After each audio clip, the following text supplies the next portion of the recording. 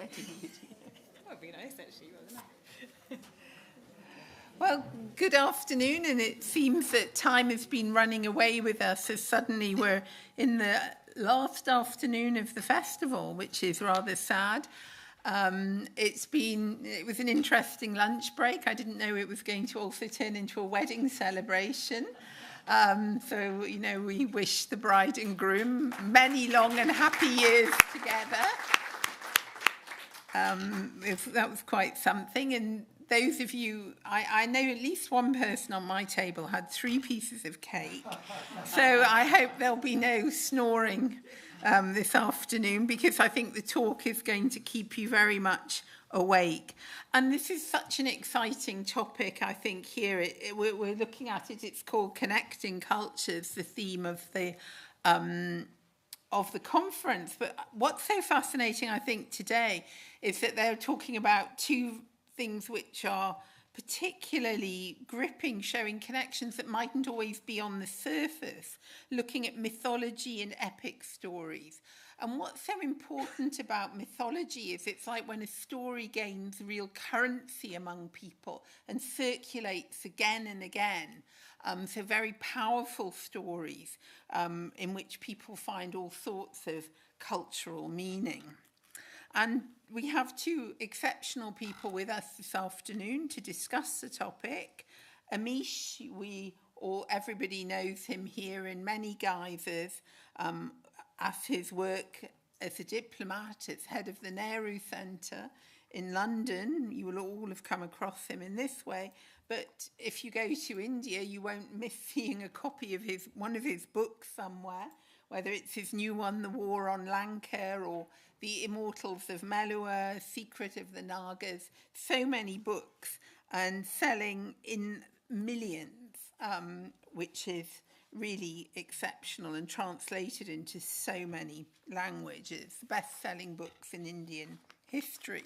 And there are so many distinctions that I can't even begin to list them. And Davis Bunn, too, is somebody who has sold 8 million books in 26 languages. And again, this, it's such a list of superlatives that I don't know where to begin. But fascinated to find out he's currently writer in residence at Regent's Park College. And then the fascinating note that came up here that he's taking Norse mythology to a global audience. And he's writing a book about a rowan tree with mysterious powers, extending its grip over humanity. So these sort of stories that are going to begin circulating this afternoon, I think, are going to keep us all very much awake. And before we begin, we have a video that Amish has sent us by way of introduction. So just 3-4 minute video. We'll begin with that, and then the authors will start their discussion. Thank you. I wonder if you might want to move to the sides, because it might actually... Sorry about that.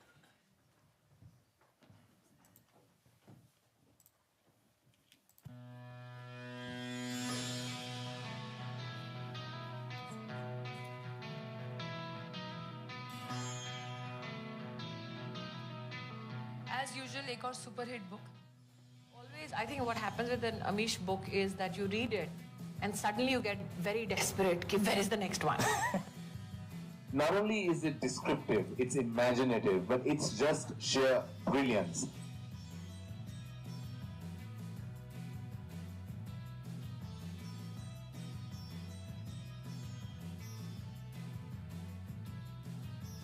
I wish that there are many more amongst you that will be inspired by today and this evening, and indeed by Amish Tripathi. He takes on mythology by the core and really, represents us and presents us in a way that we haven't seen before. The celebrity author, but one of the most influential voices of our times. It's that kind of a book that could interest my daughter and me at the same time.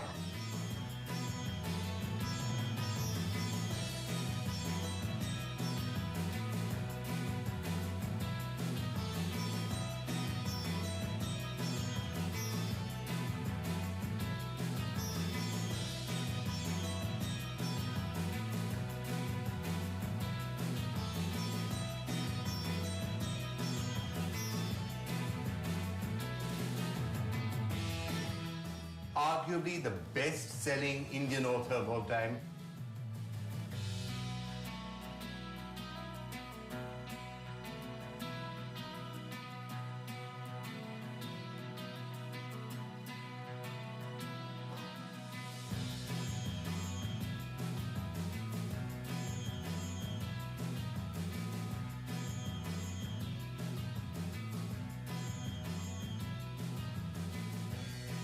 You know, I've been going through your new book, Ravan. This is possibly, to my mind, the most fascinating of the books that you've written so far. Thank you.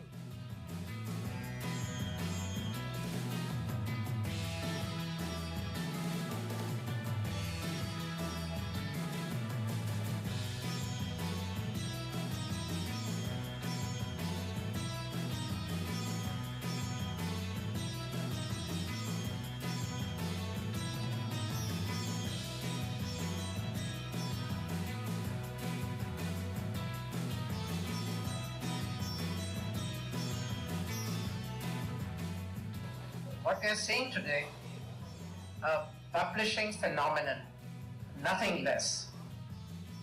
No, Amish is India's first literary pop star. The writer of the fastest and the second fastest selling book series in Indian publishing history. Readers of all genders, communities and backgrounds, from young to old, have loved his books. Critics have said that his books are backed by tremendous research, deep thought, a rooted pride in India, and a liberal progressive outlook. It's no wonder that his fan following has reached heights unheard of before for an Indian author. 10 best-selling books, 6 million copies sold, and the journey continues. Adding to his already full cap of feathers, Amish became a diplomat in 2019, taking Indian culture to foreign lands as the director of the Nehru Centre in London. He is also Minister Culture at the Indian High Commission to the UK. And now, in a tryst with the camera, Amish has recently made his debut as a TV documentary host in the highly acclaimed Legends of the Ramayana on Discovery TV. There are many more documentaries to follow.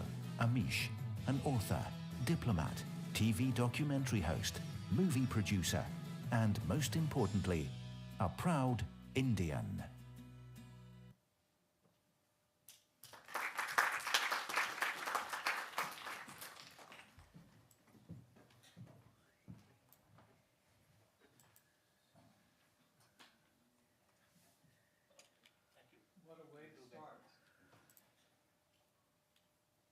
Going back to the conversation that you and I were having before we entered, I think. Can you hear me better now? Yes.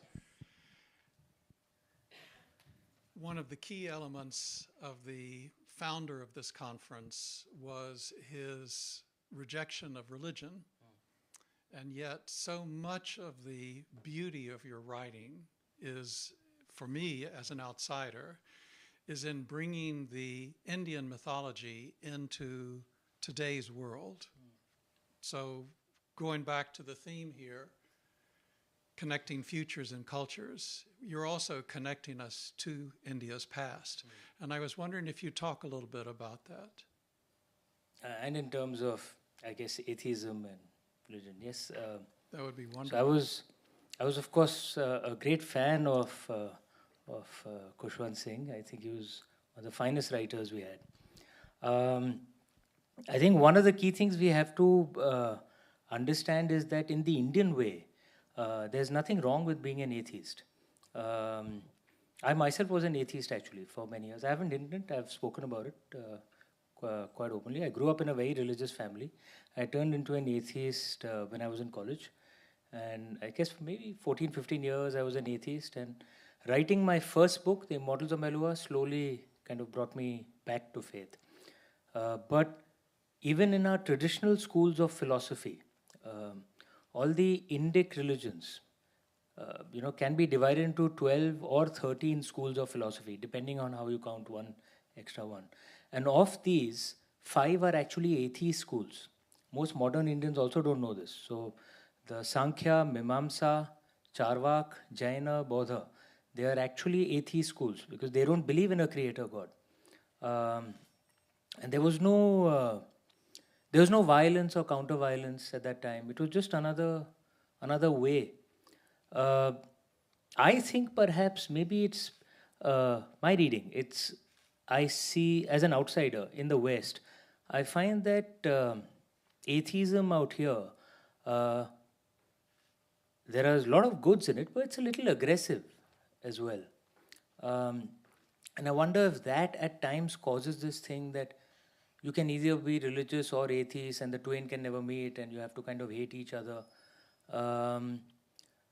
And if you don't look at things from a nihilistic perspective, then there's no real problem in having faith or being an atheist. So if you read the philosophical schools of the Sankhya, Mimamsas, Jaina, the belief in atheism was just a choice. It didn't naturally entail anger against God or anger against religious people. It's just that I do not believe in God. That can be a choice. Or I believe in God. That's a choice. Just because I love something doesn't mean I have to hate that which is not what I love. Right? Just because I'm a patriot for my country doesn't mean I have to hate other countries. Just because I love my religion or my God doesn't mean I have to hate other gods. If you have this perspective, then being religious or atheist is not really a problem, right? It's a personal choice. So if we can actually explore that, I think that's one of the things perhaps that India can help the world with. That you can have a society where there are enough atheists and enough religious people, and you don't really need to fight each other. It's a personal choice. You can be religious and scientific at the same time. If you don't have the concept of blasphemy, if you have openness to questioning, then there's no problem with science. So sometimes apparently contradictory things can coexist if you open the space for multiple truths. Beautifully said. Beautifully said. One of the things related to this, one of the things that impacted me the most about your book was this ability that you had to take you could call it either timeless or historical, but the deity structure of ancient India, and turn it into something that actually had an impact on me, a contemporary reader with no background in India. I don't know if that's something that you intended, but I was amazed by this, and I was wondering if you'd speak a bit on that. Actually, when I started writing, I wasn't really thinking of anyone. I was just writing for myself. Most of my school and college friends still refuse to believe that I've written my books. Most of them, when they meet me, usually ask, tell us the truth, who's written it? Because I wasn't creative at all when I was young. I used to read a lot. I was always a voracious reader, but I wasn't creative at all. So I wasn't trying to write for anyone. I was just writing a tale which came to me. I was in a way just writing for myself. And I'm just lucky, I guess, that the way it came out, it tends to appeal across. But it's not something that I was consciously trying to do. And even today when I write, I actually don't think about readers, critics, publishers, anyone while I'm writing. When I'm writing, it's just for myself. I become a practical, pragmatic guy only when I start marketing the books. But for me, writing is a bit like a sacred process. And I have to honor the blessing that's coming to me. The ancient Greeks had this belief that the muse is a goddess, or the genius is a goddess which exists outside of you. So it's a height of ego to say, I am the creator, I'm this brilliant guy, who's creating these wonderful plays or books or paintings or whatever. Their entire thing was your task as an artist is to help the goddess to help you, right? So if you have to write a book and you're actually wasting your time watching movies or watching TV or God knows what else, then how does the goddess help you, right? You have to be on your laptop and at least trying to write, right? At the best time of day for you. That doesn't mean the goddess will necessarily help you at that time, but at least she has an opportunity to help you. The ancient Greeks believe that yourself to be listening. Exactly. And when she feels like communicating, she will, right? But if you're not listening at all, then How's that blessing going to come? So actually, I just write the way it comes to me. I'm just lucky that I guess there are so many who've Do you tended to have like a particular time of day when the discipline is strongest? Yeah, I'm a boring guy. So I'm normally asleep by 10:30. I'm normally up by 5:30 every morning. So I do my yoga, pranayam, puja, etc. in the morning, and then I write. And I normally write till on my writing phase till office hours, which is around 9:30, 10. Then regrettably I have to go to work. But the morning hours are the best. And all of us, I'm sure you have that too, Davis, that there's some rituals that you will follow, right? To get the muse to flow. Like for example, I always listen to music while writing. And the music has to be in the same mood as the mood of the scene that I'm writing. So if it's a war scene, it should be some rousing music. If it's a love scene, it should have that kind of mood. The words don't matter. I zone out the words. It's just the mood of the music. And I eat loads of cream biscuits while writing. Yeah, it works for some reason. Feeding the muse. Especially the kind of biscuits. The Indians who grew up in India, you know those orange cream and jam, yeah, those really sweet stuff, yeah. So, I don't know, it reminds me of my childhood or something. So, in fact, many of my readers in Litfest in India come with actually biscuit packets from me. Take this and write quicker. But that is something that's quite remarkable. There's almost a childish fun to your stories. It's just such a delight to get involved in it.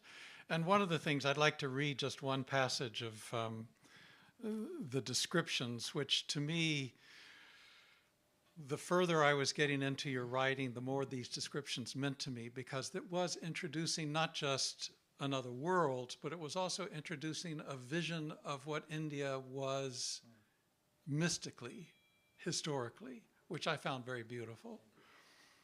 The path opened upon the citadel of Vatika. Its garden spread over 100 acres and contained trees sourced from all corners of the world. Floral beds spread their aroma and attracted life. Peacocks danced in splendid isolation on the verdant flats and hillocks.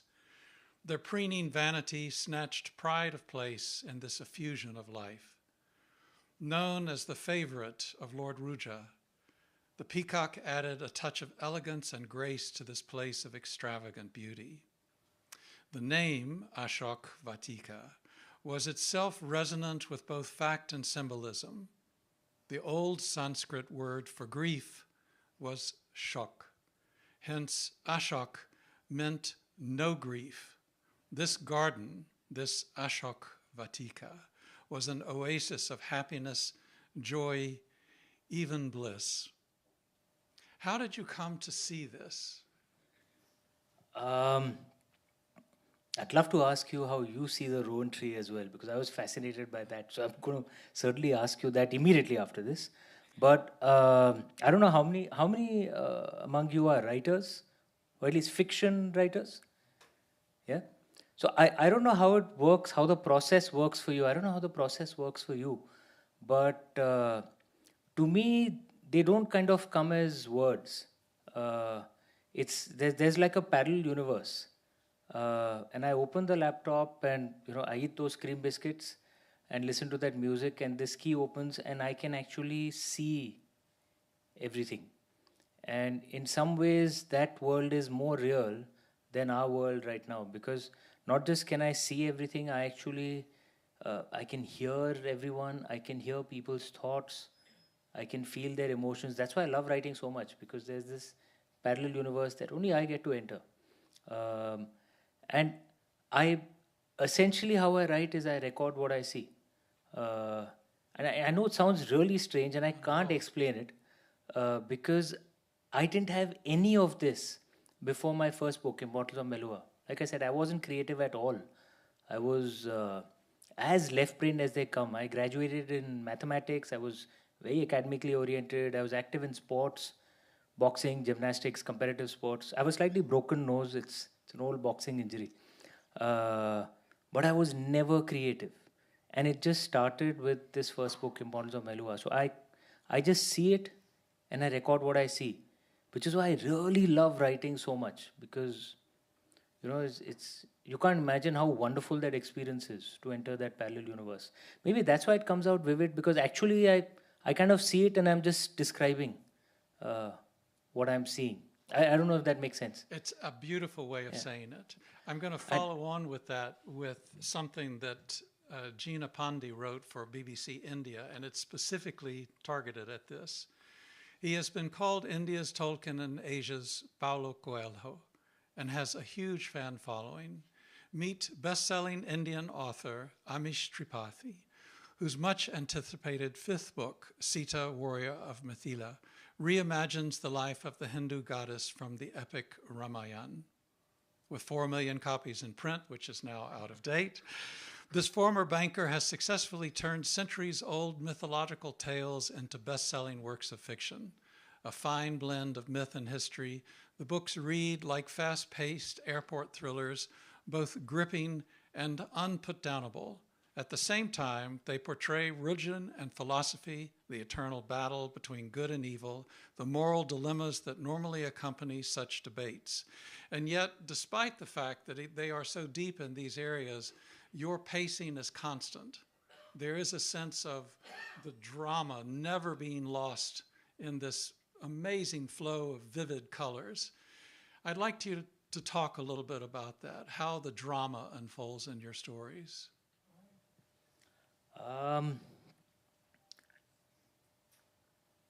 Again, actually I would reference what I said earlier, because I'd love to say that I'm this creative genius, and it's all because it sounds very sexy, but it's not true. Because I genuinely am not creating these stories. I'm genuinely like a witness, seeing these things that happen. If you think about my stories, my books, the Shiva trilogy was released, the first one in 2010, right? And the last one was released in 2013. The new one, the Ramchandra series, started in 2015.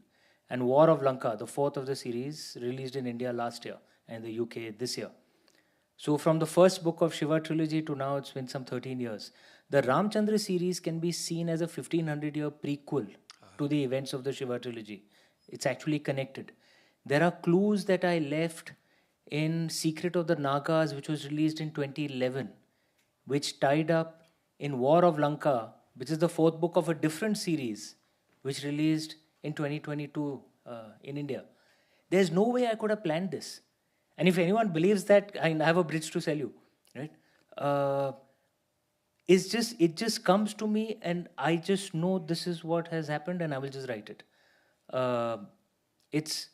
I'd love to take quote unquote credit for this, that I'm kind of creating it, but I genuinely can't, and which is why I like to keep writing as fast as I can, because I don't know when this blessing will stop. I don't know why it started. Because I didn't show any abilities to be creative when I was young. It just started with my first book. So before it stops, I better just get it all out. If you go back to those very early days, since we have so many writers here, can you offer any advice to someone who's at the point of starting their careers on what it means to become a professional writer? On 2010, and I guess maybe some pieces of advice could be useful. One is that when I started writing my first book, I had no idea how to write. I didn't know fiction book before, ever in my life. So I read these. How many of you, the fiction writers among you, have read these self-help books on how you can be a writer? I'd read some too. And I think about it right now, if self-help books actually worked, they would stop selling, right? None of those strategies that were there in the self-help book actually worked. It's only when I kind of just surrendered to the flow, that this is just coming to me and I just have to have faith in it and just write, right?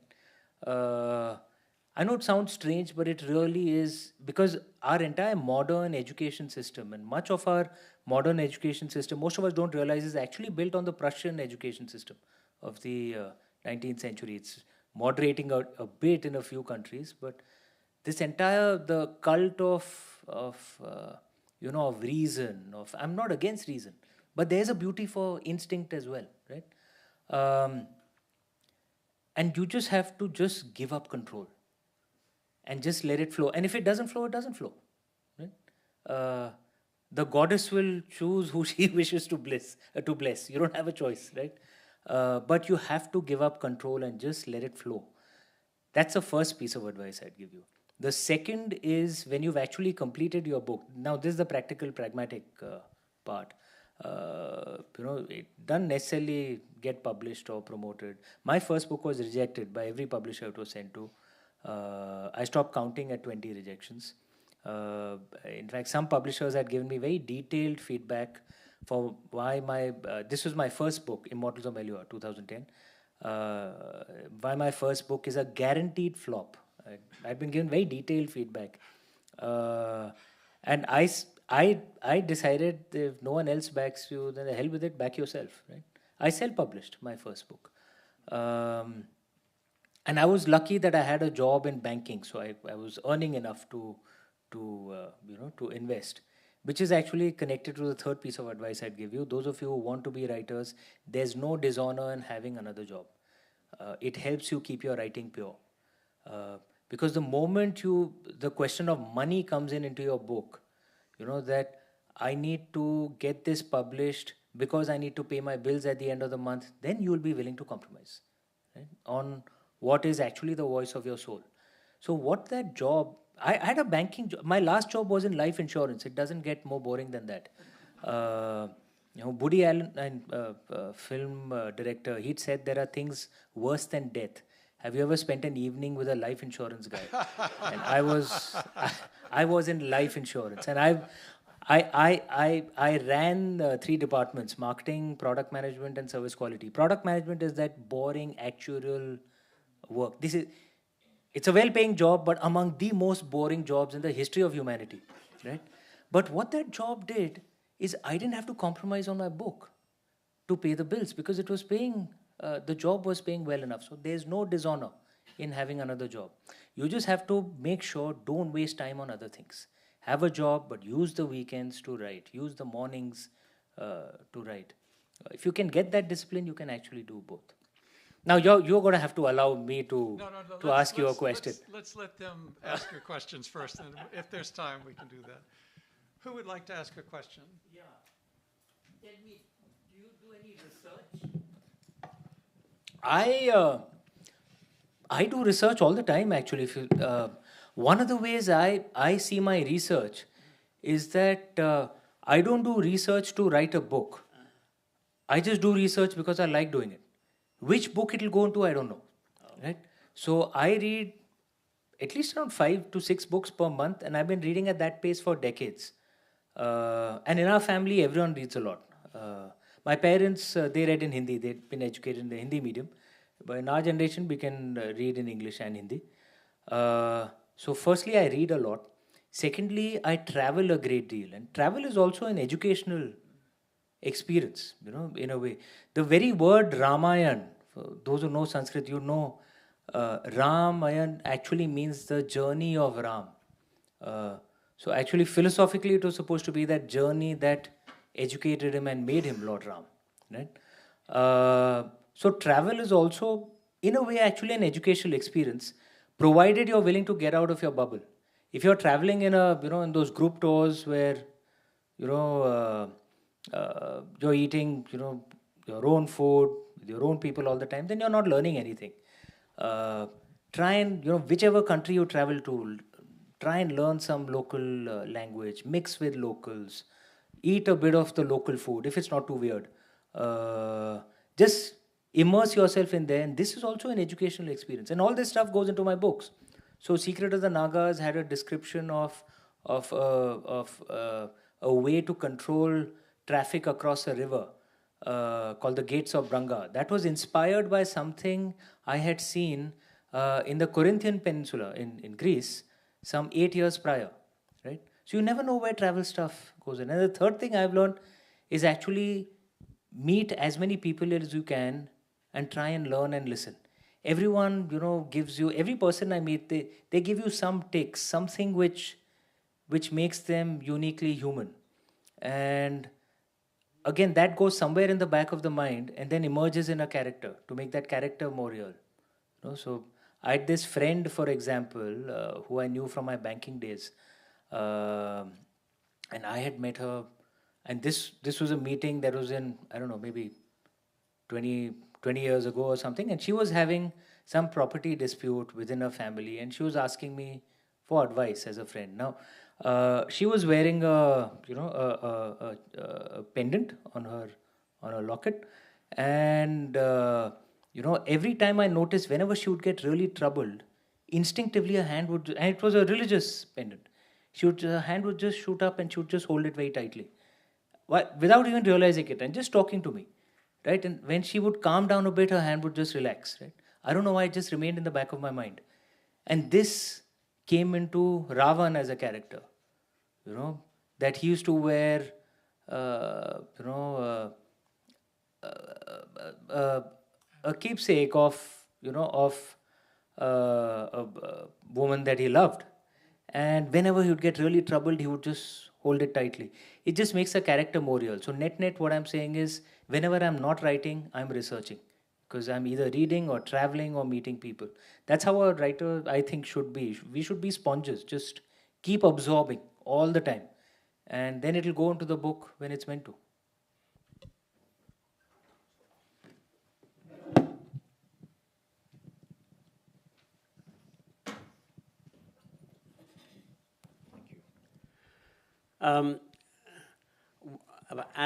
I'm a debut novelist who has just had his book recently published. Nothing like you being so successful. But what you said about how the story, in a way, comes to you really resonated with my own experience. That I had just this sort of outline of what I wanted to say. I had a feeling about what the end of the story was, but as I progressed, the characters came, incidents came, and so on. And so everything you said, I completely understand and empathize with. My question actually goes back to your one of your earlier comments about religion and faith in God and atheism, and this very good point you made about the fact that if you believe in God, that doesn't necessarily mean you have to hate somebody who doesn't, or vice versa. Do you have any thoughts, and does that come out in any of your books, about what happens when one religion sets itself against another religion, fomenting trouble and hatred and so on? I don't need to go into any details of where that is happening and how it's happening, but I think we're all aware of this. Do you feel that this is an issue that is tackled in your books and should be tackled, or just left on its own? Very good question. And one of the things, and in my books, I always comment on social issues that are important to me. But I don't comment on politics. And the difference between the two is politics is short-term, social issues are long-term. Right? So actually, issues that are important to me, I do speak of in my books. So for example, I speak of the caste system in my first series, the Shiva trilogy. I speak on women's rights and other issues in the Ramchandra series. On the Hindu-Muslim question within India, there's a book called Legend of Suhail Dev, where I put my thoughts on these issues. One of the things that I've learned in life is that sticking your head in the sand on social issues is not a good idea, because just sweeping things under the carpet doesn't mean that the problem has disappeared. Right? It's just that you're not looking at it. But when you're actually talking about a specific issue, where you come from is as important, if not more important, than what you're saying. Let me expand on that a bit. Your intentions are, in the traditional Indic way, your intentions are as, if not more important than what you're saying. If your intentions are to heal and to kind of bring things together, you'll notice that you'll actually have an impact. Now, if you think about it in my books, and you can go, I've been in this, in this field for 12 years now. You can Google me, you'll not find any controversy around my name, right? But I have shown gay characters in my books. I've spoken of Hindu-Muslim issues in my books. I've spoken of women's rights in my books. I've spoken against the caste system in my books. And I think at least somewhere, I'm trying my best to have some positive impact. And the key thing that I have learned is if you speak of these issues without an aim to generate controversy, I think one of the reasons many writers, sadly it is true, at least in India, many writers write things with a perspective to create controversy is because it's a damn easy way to sell. If you want to avoid controversy, it takes much harder work in your marketing, right? But if you actually want to have an impact, speak things in a way that you can actually get people to listen. And there's something to be learned, something positive in all ways of life, something negative in all ways of life. And so actually I discuss all these issues in my books. My readers come from all religious groups, all communities. And I'll just end with this lovely line that is there from the Natya Shastra, one of our ancient Indian texts. There's a lovely Sanskrit line in there. Satyam bruat, priyam bruat, na bruat satyam apriyam. Which is speak the truth, but speak it with love. If you cannot speak it with love, then stay silent. Don't speak it doesn't say speak lies. It doesn't say speak the untruth. Right? But there's always a right time and a right way where you can speak the truth, where you actually have an impact. Just one follow-up question. Do you think that your very laudable way of handling things rubs off on those who don't handle things that way? I don't know. Sometimes it does, sometimes it doesn't. And one of the key things in the path of dharma. Dharma is the philosophy that's at the heart of the dharmic religions, Hinduism, Buddhism, Jainism, Sikhism. That I am in control of my karma and what I do in relation to dharma. I'm not in control of what others do. So it's a waste of time judging others. One should just focus on what one can do.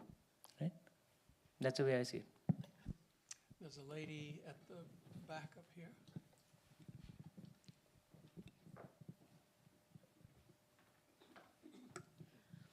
We have seen the film and seen how everyone has judged your books and loved them.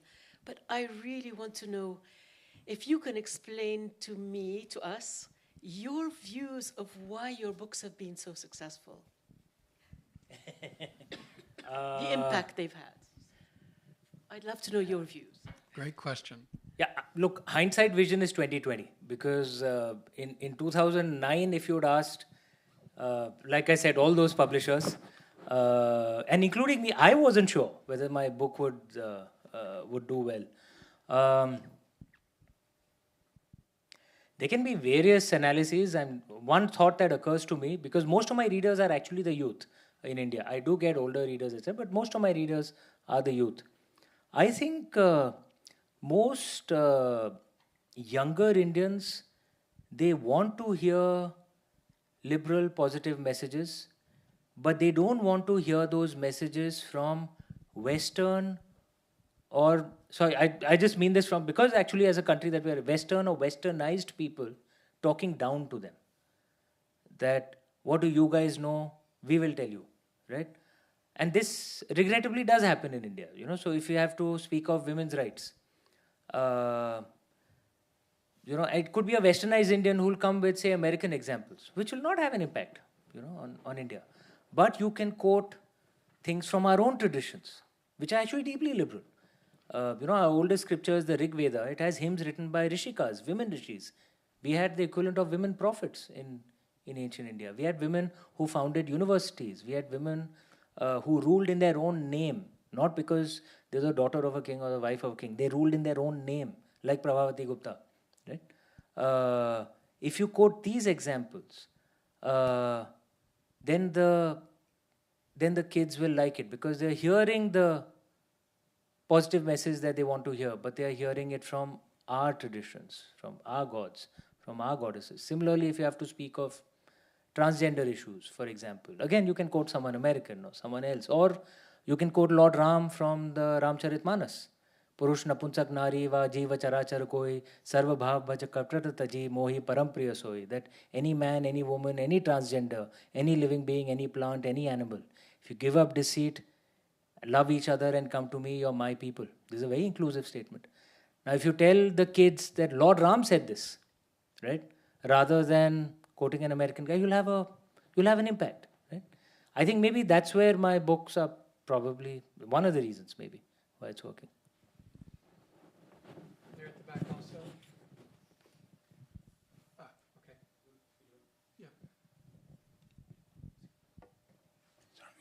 So, Amish, about 5 or 6 years ago, you had spoken at Rotary, and you had mentioned that you had about some 30 researchers working for you who were translating and getting and you had enough matter to last your whole lifetime. And then I read that you suddenly gone to London. What happened to all that research work going on in India? No. Firstly, it's not 30, but I do have some 2 or 3 researchers working for me. Though that work continues actually. Okay. So, yes, I have taken up a role, a diploma. It's a temporary role. I'm not a foreign service officer. I'm actually here, as a diplomat for the Indian state for a few years, and then I'll finish that contract and I'll leave. But you will notice that my book launches haven't slowed down. So in the time that I have been a diplomat, I've released 3 books. Luckily for me, I'm a workaholic. So actually that work continues. So your book, War in Lanka, is excellent. Thank you. Thank you, sir. Thank you. That is number 4.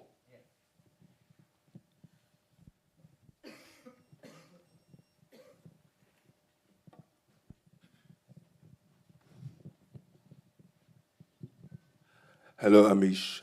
Hi.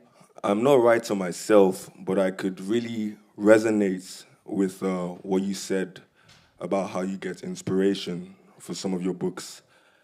It's the first time I've heard that from a writer's perspective, the kind of letting a higher power work through you and you simply describing what you see.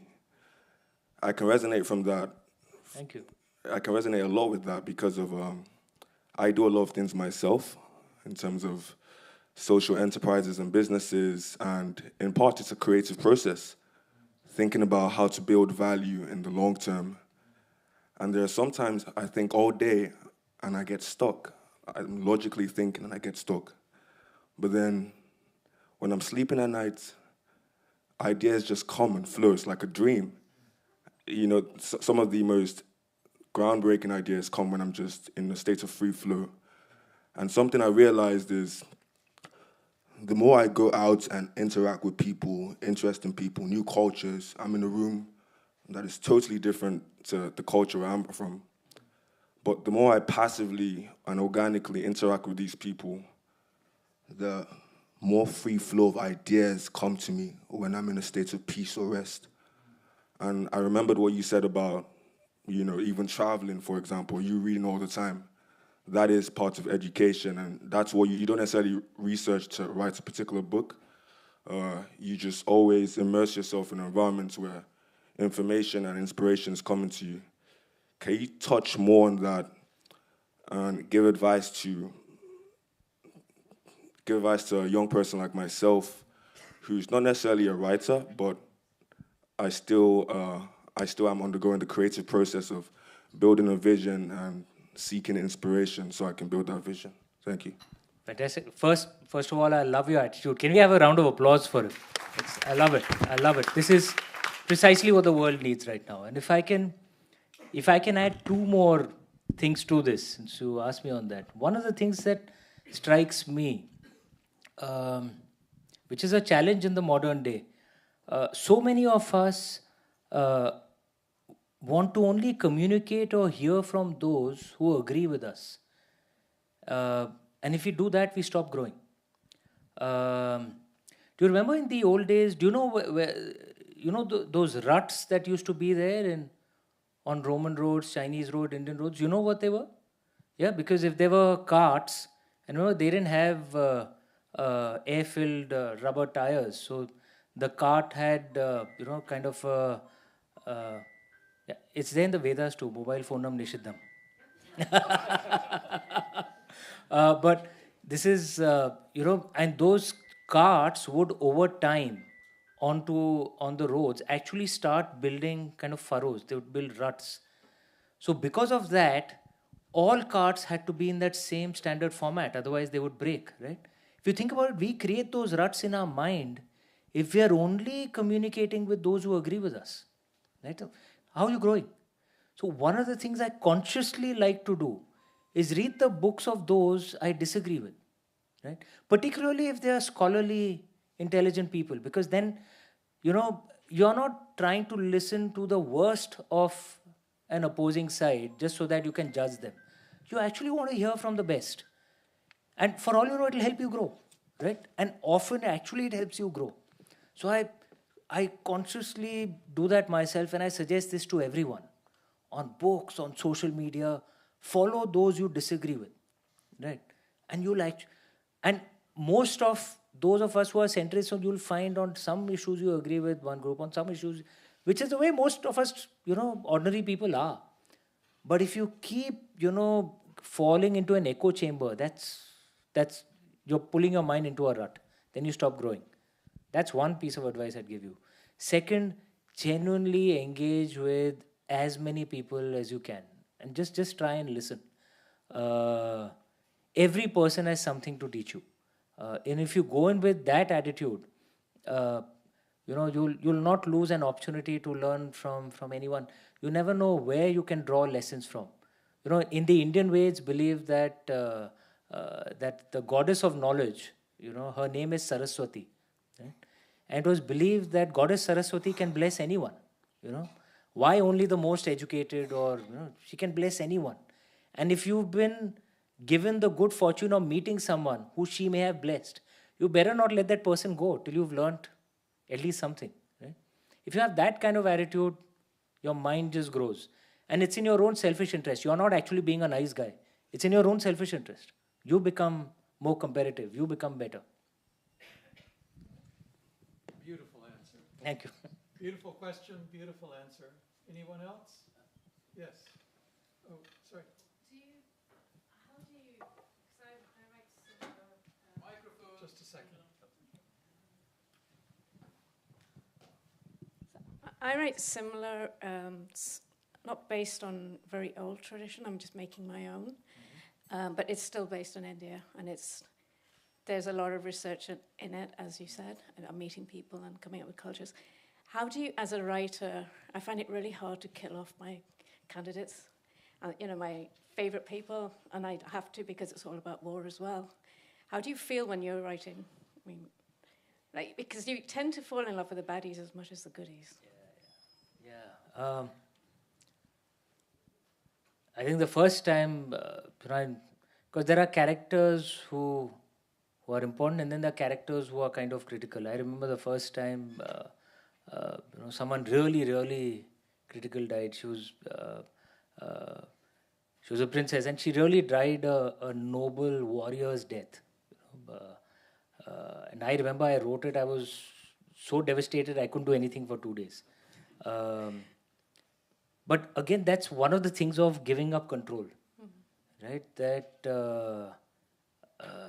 if in that parallel universe someone is supposed to die, and how much ever you hate it, it has to happen, because actually you're not the creator. But if you allow those emotions to flow through you, you will, of course,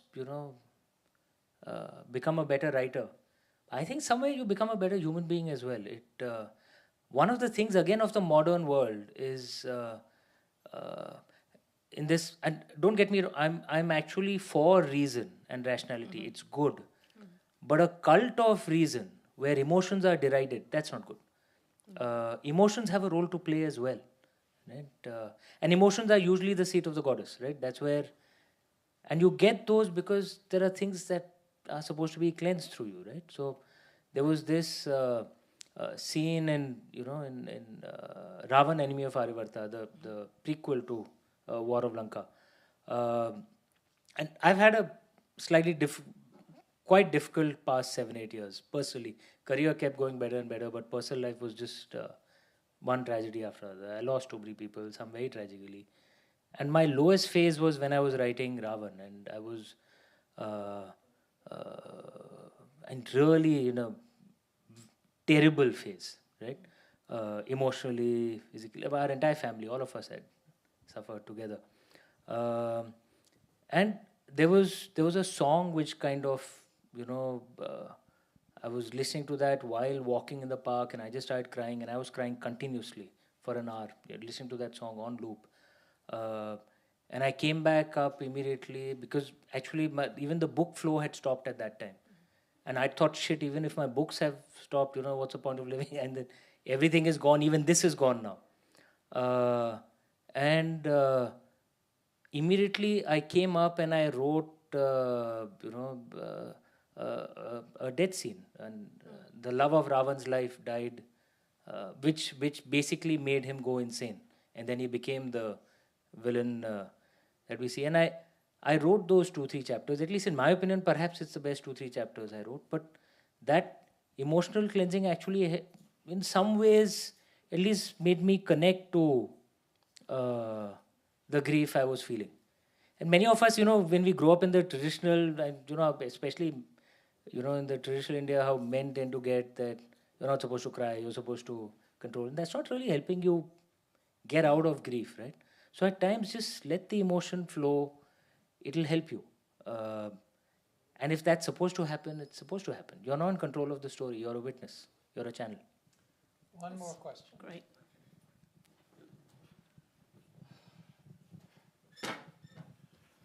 Hi, thank you. Among other things, I'm a documentary filmmaker, and in fact, my wife and I are in the middle of a long, slow burn film about the muse-like character of mother goddess figures. It started with the Virgin Mary and a pilgrimage up the River Wye, and then took in Ma Durga in Kolkata, and continues with figures from the comparative mythological pantheon around the world. I'm a non-theist. My wife is a Hindu, but these figures are of enormous importance.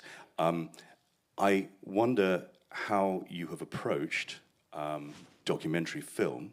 I haven't yet seen your Discovery series. I shall, and the trailer promised many more. How have you looked at both the commercial side and the editorial side of how you go about interacting with documentary? I think one of the things I have learned is actually documentaries it's also storytelling, right? Unless you can actually communicate something in the format of a story, and it doesn't necessarily have to be a technical story with a beginning, middle, end. It could be just, non-fiction stuff that you're talking. But unless there's a storytelling style, people don't pay attention. There's this lovely line that the universe is not made up of atoms, it's actually made up of stories.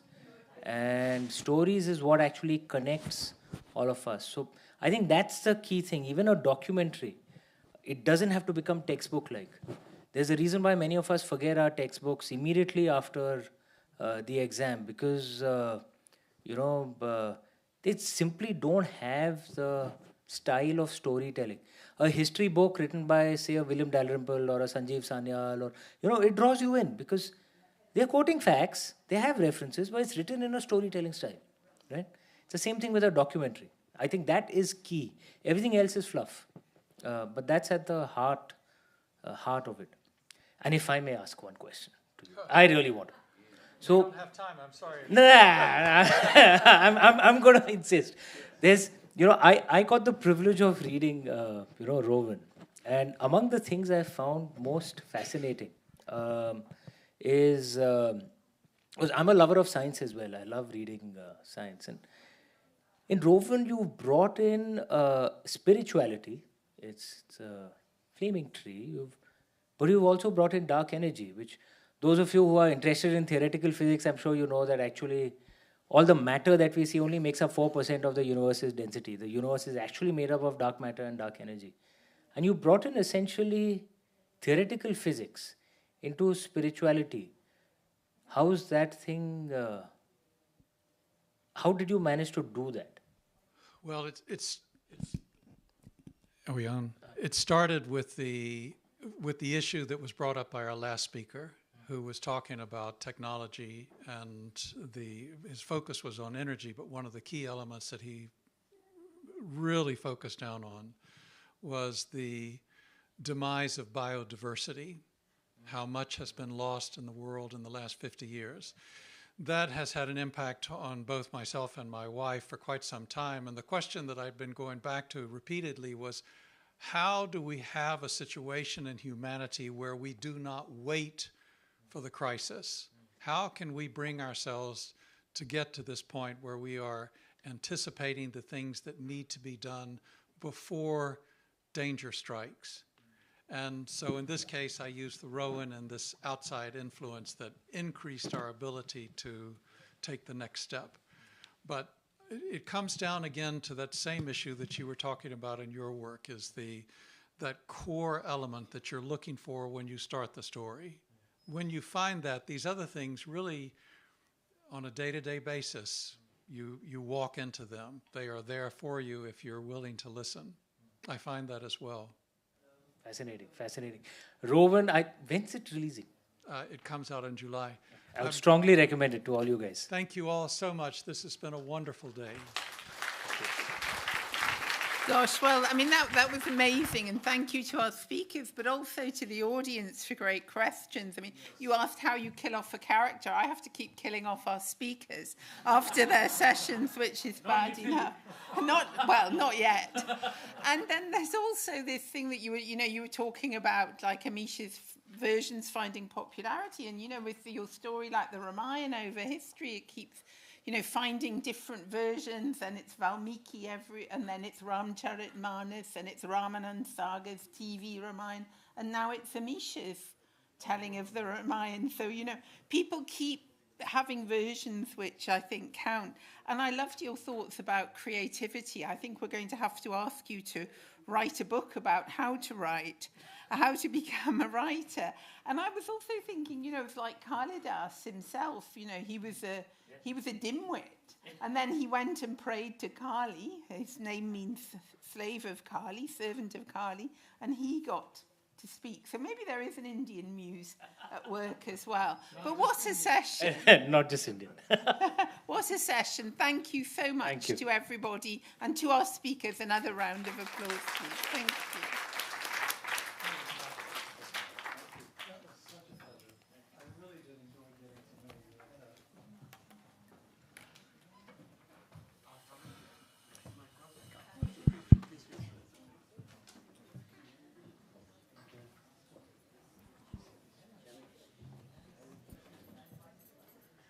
A little birdie told me that Amish was the lead singer in his college band, and Davis also played the piano at university. So can we expect a little performance later, please?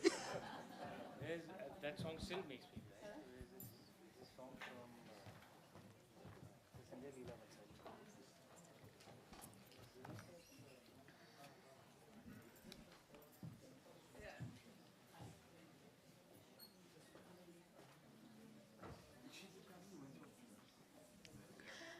So, our next session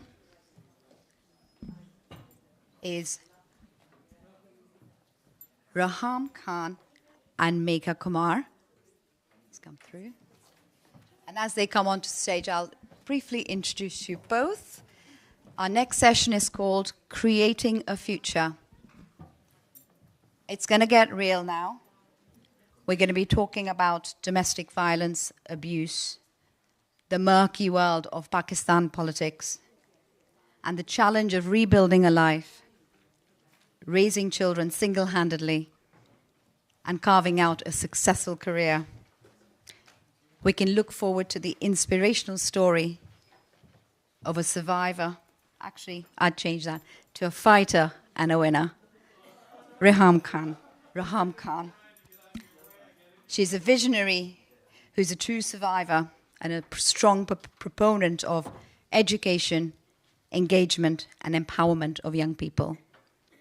A successful media and broadcasting personality, and a film producer with her debut film, Janan. Her memoir, named after her, is an expose of Pakistani elite society.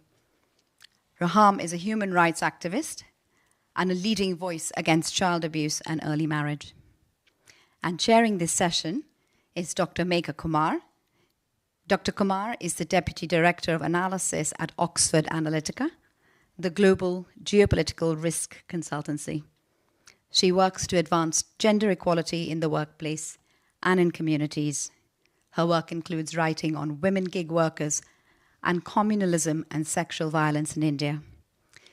Ladies and gentlemen, please give a very warm welcome to Reham Khan and Megha Kumar.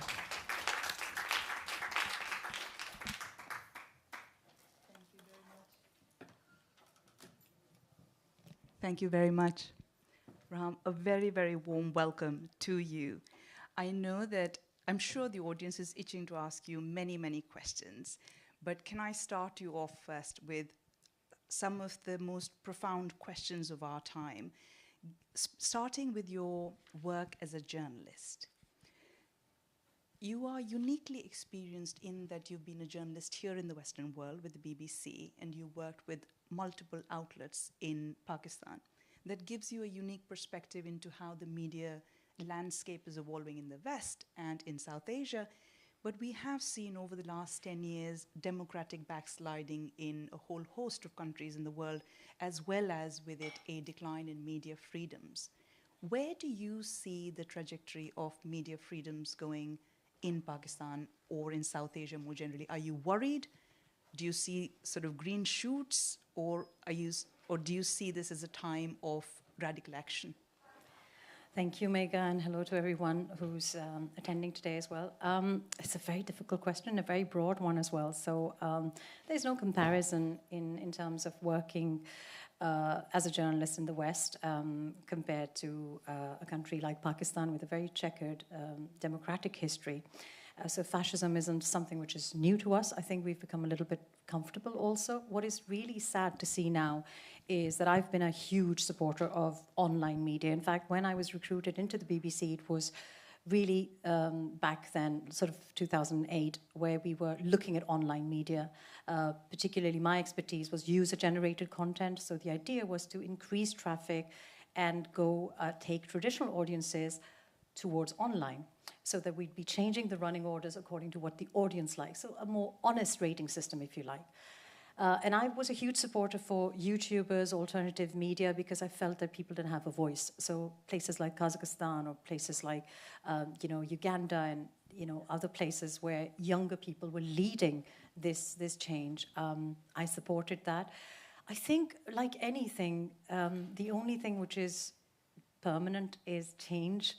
And I think when now we are in the middle of the social media era, I think that has become heavily, I suppose, agenda-driven is the word that I'm worried about. And I think that I can see that because there's a lot of money, obviously, now with Instagram influencers or even with Twitter changing overnight as we speak.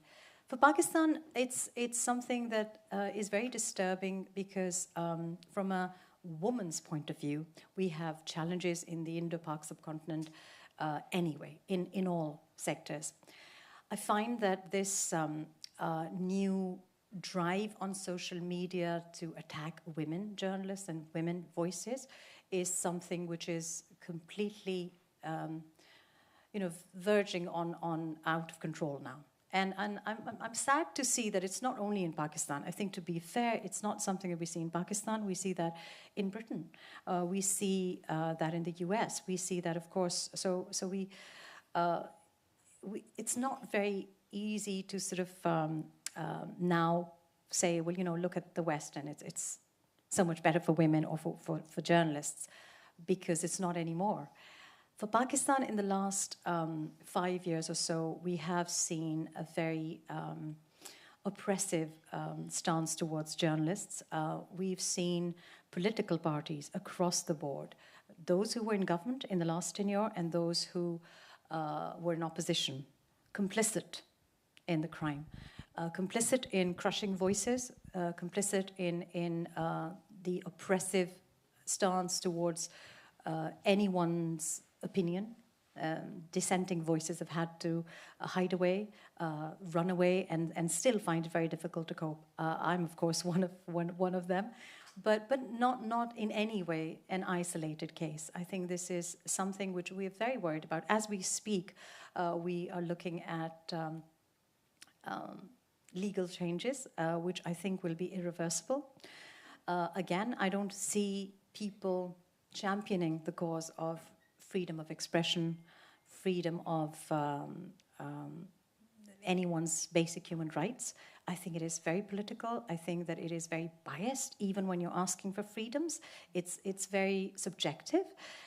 So yes, I'm very worried. And anyone in their right mind would be worried, because I think you could be in that place in a few years' time. And that's what's happened with some of the draconian laws passed in the last 4 to 5 years, and it's going to bite everyone in the end.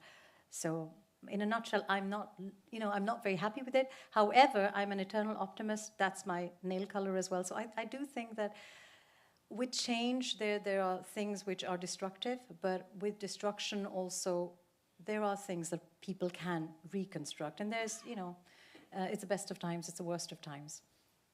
Thank you, Reham. Reham, you know more than most that the political is the personal is the political. But the personal is also the universal. And you've raised some fascinating issues just now, and I want to pick one thread, which is social media and trolling. As a female public figure, as an eminent public figure, as a journalist, as a human rights activist, and at the personal level as a mum, social media haven't been kind. How do you deal with it at a personal level? And how would you advise younger people who are perhaps developing a footprint for themselves on social media to deal with all the negative that comes with being a public figure like that? So I think, of course, whatever I've dealt with is a bit magnified, but it isn't something which is, I suppose, unfamiliar for many women. Mm. So I speak from a point of view of a woman particularly, because who won't if I don't? And so I think that social media, particularly like communities, particularly Southeast Asia, a woman has always been a soft target. So anything that's happened to me, all the abuse that's hurled at me, if you look at any small village or community or a family, you will find that maybe not at a magnified level like mine has been, but it's identical actually.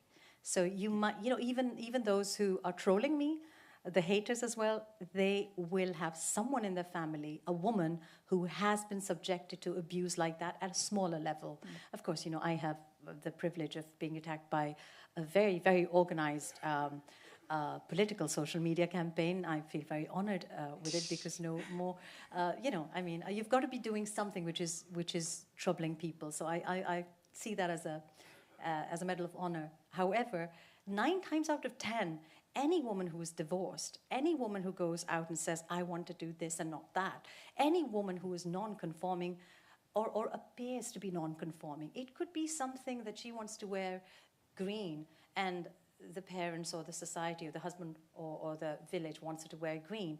Anything that a woman decides to do, she is going to be facing abuse for it. Mm. I get it because I happen to be an accidental public figure.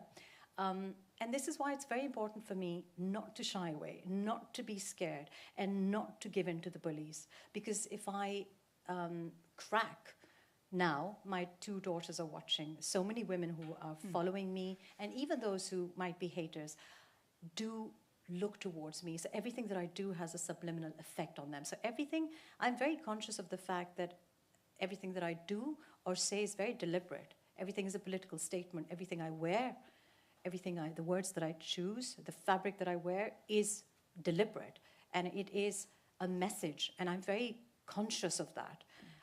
So it was very important for me not to be bullied or not to be scared by the bullies.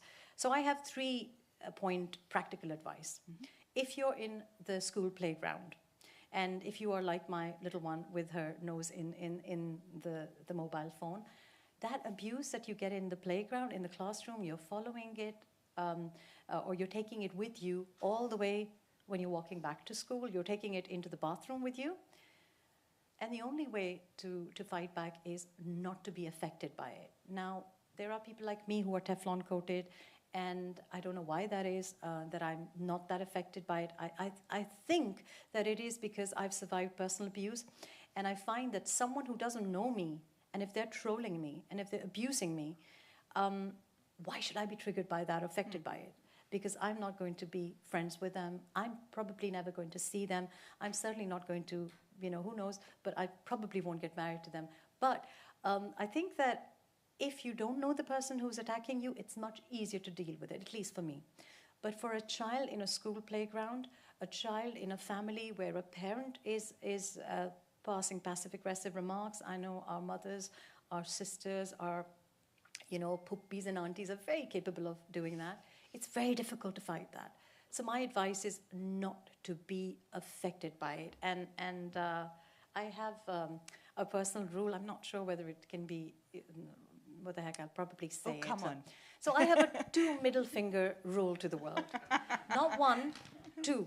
Because really, it's no one's business if I choose to wear golden shoes, and if I like it, it's nobody's business to tell me that I shouldn't do that. I want to make it very clear that anyone who is bullying you on social media or in person, that person has a problem.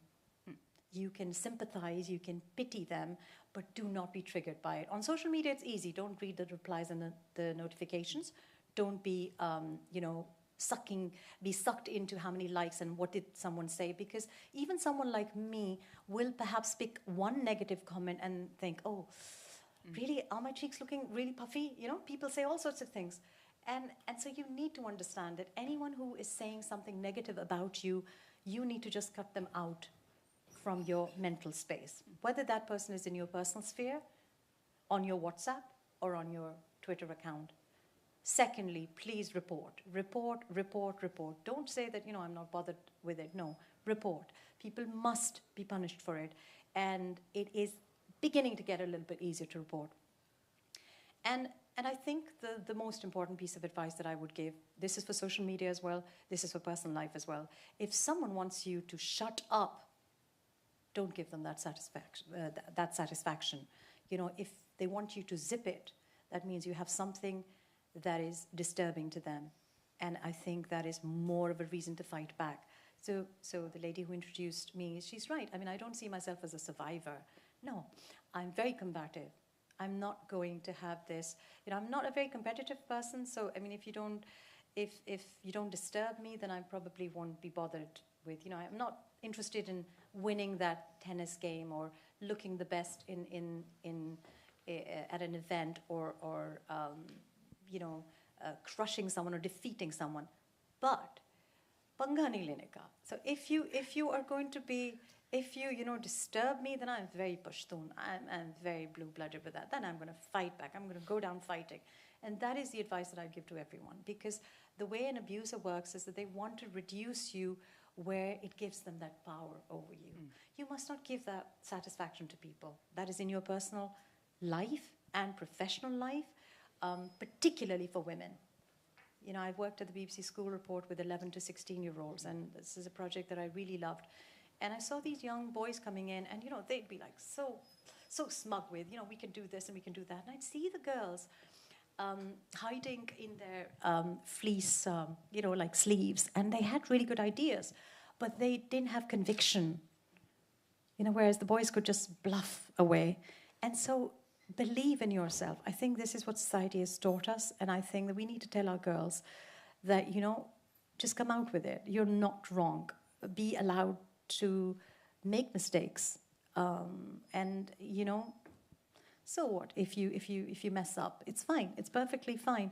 But you must not shy away. Must not must not have second thoughts about it. Don't be doubting yourself. You're wonderful just the way you are. I know it's cliche to say that, but I'm telling you, it's fine to make mistakes. But if someone wants to make you disappear, wants to hide you away, that means you are capable of something that person is very insecure of. So you need to make sure that person is more uncomfortable.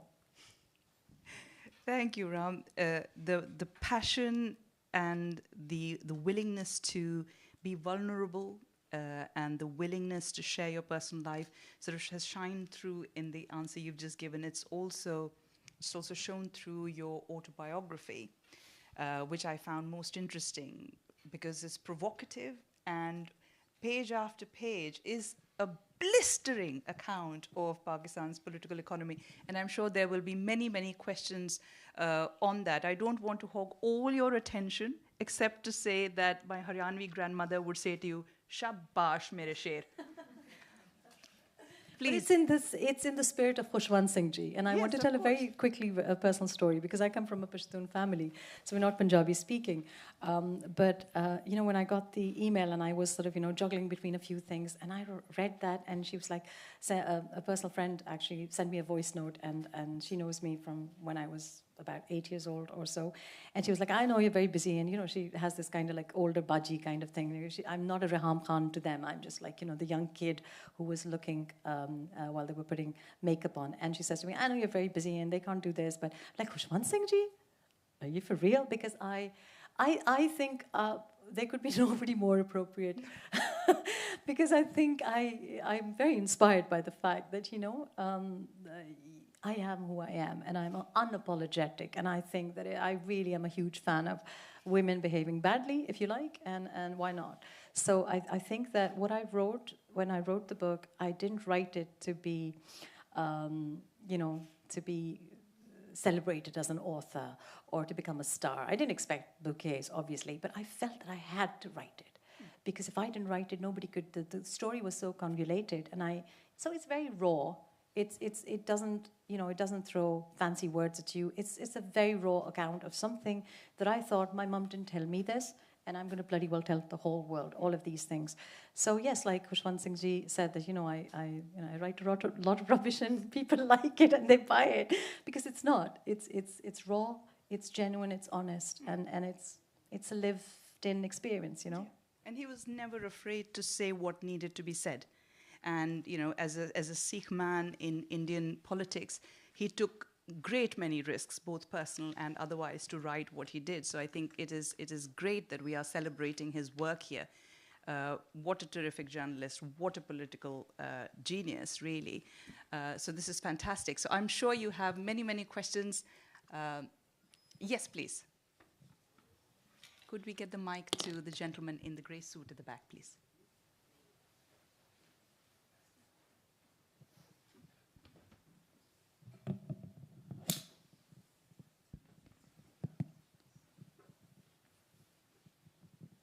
Thank you.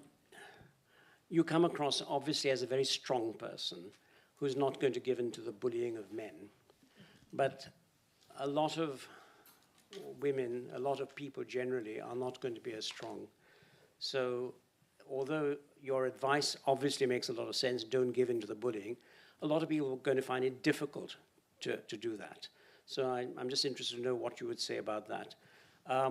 But related to that, I feel, as a man, that part of the problem lies with men who are decent, who don't resort to this kind of thing, not speaking out enough against this kind of thing in defense of women. So I don't know whether you have any views on that. And the other thing that I'm wondering is how much of the problem lies with the fact that children from a very early age are not taught to think that boys and girls are equal and girls should be respected just as much as boys are. Because if you have all these crazy people, I think perverts in many cases, who do this kind of thing, who are horrible to women online, where are they getting that attitude from in the first place? So perhaps if you could just comment on those points. Sir, I'll have to ask your name because I think I need to applaud you for the second comment that you made, and I really want to put my hands together for that because I think it's not the bad men in society because there are very few of them. It's the good men who don't speak up. So I really think we need to put our hands together for that. I really love it. Thank you. And I say that because, you see, silence is betrayal. That's my driving force. So, you know, my son was on the train recently, and he took a picture of a dad with his son, and the father was reading Marvel comics or something. So it was interesting because he blurred out the faces of the father and the dad, the father and the son, when he sent me the picture. But he said, "Oh my God, good fathers exist." And I thought, of course they do, you know, but that is the problem. The problem is that the good men are reading bedtime stories. The good men are stood quietly supporting their wives. I've seen a very good father, a very good brother. I'm recently married again, and I see him as a very good human being and a good man, but a very quiet man. So we cannot, I think one of the biggest problems are these gender wars. You cannot exist in isolation. You cannot talk about women's rights to women. Women know what they want, but the men in society must lend their voices to not our cause, but our mutual cause. So this is one of the biggest problems. I go to, you know, I have a huge aversion to attending women-centric conferences or women-led workshops because we're talking to women. Women know what's wrong with them. You know, we need men to be educated about things that we've not told them about it, and we need to educate them and, make it very clear to everyone that we need your voices. You need to be counted. There are not enough good women in Parliament, but there are not enough good men in Parliament. There are not enough good women in policy making, but there are not enough good men in policy making also. So from my point of view, my life's ambition is to make sure that the world that I leave is going to be much better than the world that I encountered. I don't want to leave it exactly the same. This is very difficult for me. The 2023 is depressing. I think in some terms, in some ways, regressive. I look at Instagram and I find that we are going backwards, not forwards. What we can do, I mean, this would be a very long debate. You see, for me, why I deal with trolling or any kind of abuse a little bit better than other people is because the humans are a species to me, which I find quite interesting to kind of, study. So I tend to be quite detached. I'm capable of being analytical. I'm very capable of, even in a domestic violence situation, to be that sort of CCTV camera, like a aerial point of view rather than the point of view of a victim. And I think I get it from a very secure childhood. But the men who are abusing are most likely not from a secure childhood. The women who become victims and continue to be victims because it's a pattern probably don't have very safe, loving childhoods. And I'm a huge, huge believer that it all boils down to good parenting the first 3 to 5 years of a child's life.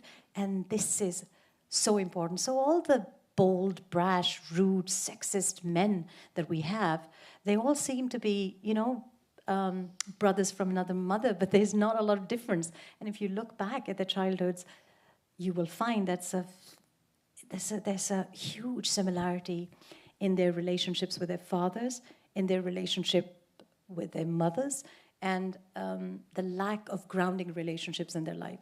So this is why I think we have to go back to basics. We have to honor parents, and we have to make sure that parenting is done to a better standard. And it's something which makes my blood boil, which is why child protection is my, life's mission, because that, I think, is the root cause for every problem that you have in politics or social media or anywhere on the street. Insofar as the parents themselves have problems, the fathers themselves might be dysfunctional or the mothers themselves might be weak. how much of a role do you think schools have in trying to help children from those sorts of backgrounds? I think it's unfair to expect teachers and schools, particularly the sort of measly wages that they're on.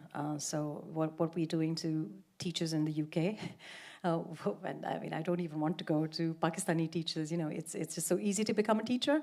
If you can't become a cook in my house, chances are you can memorize 3 questions and become a government school teacher. That is absolutely true. But why would they? Why would they be better teachers? What are the incentives?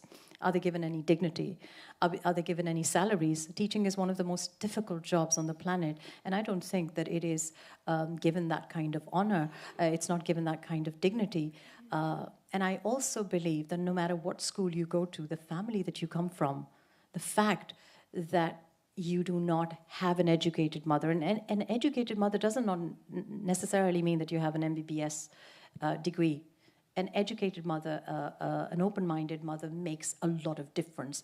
And that perhaps is the reason in the book I make a sort of, a contrast between parenting styles and the influences. And I go back to the fact that my family on both sides, the women in the family were educated pre-partition and were not only educated, they come from a Pashtun belt, but they were educated and were working professionals before they got married. Both my puppies, my dad's sisters, were educated in Aligarh and worked prior to getting married.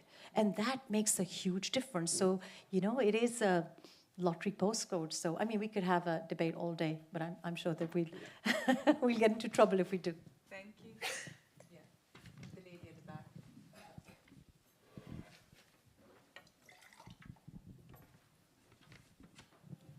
I wonder if you can comment on a very complex situation. On the one hand, I think that at one time there was lots of news about domestic violence. I don't think we hear about domestic violence or also as much as we really should. It's still, a lot of it is still hidden. On the other hand, especially the younger generation has inherited the work and the fruits of fighting for the rights of women so much that we now hear that in surveys, young people are saying it's gone too far, that men are beginning to be oppressed. This is what some young generations representatives are actually saying. And I think that we really have to keep this fight going because it is like the younger generation didn't realize how much was fought for them and that it has to be maintained. It is not something that we actually let go of. So how can we actually maintain this necessary fight for the position of women? For example, a lot of things that women are going into being leaders and so on, they're actually men who are frightened of strong women, as if, okay, you got there, but you mustn't be that strong.